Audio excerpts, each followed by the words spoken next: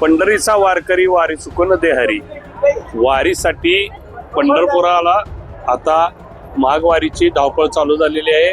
महाराष्ट्रातील कोकण विभाग असेल, मराठवाडा विभाग असेल, त्याचबरोबर कर्नाटक विभागातील अनेक भाविक पंढरपुरामध्ये दाखल होताना आपल्याला दिसत आहेत.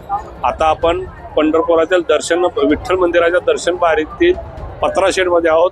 भाविकांची गर्दी चालू झालेली आहे. येत्या 29 तारखेला माघवारी माघवारीचा सोहळा संपन्न होणार आहे. या माघवारीच्या सोहळ्यासाठी महाराष्ट्रातल्या अनेक कानाकोपऱ्यातून भाविक आलेले आपल्याला दिसत आहे.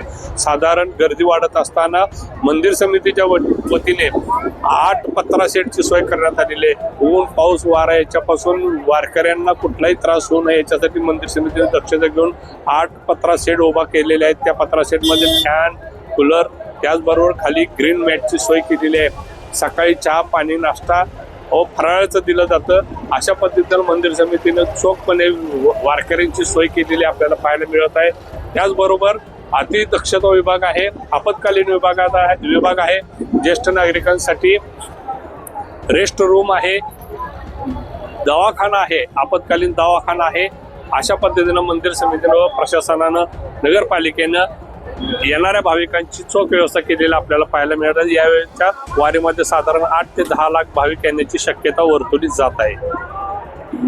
पंढरपुरातून LS मराठीसाठी जगदीश डांगे.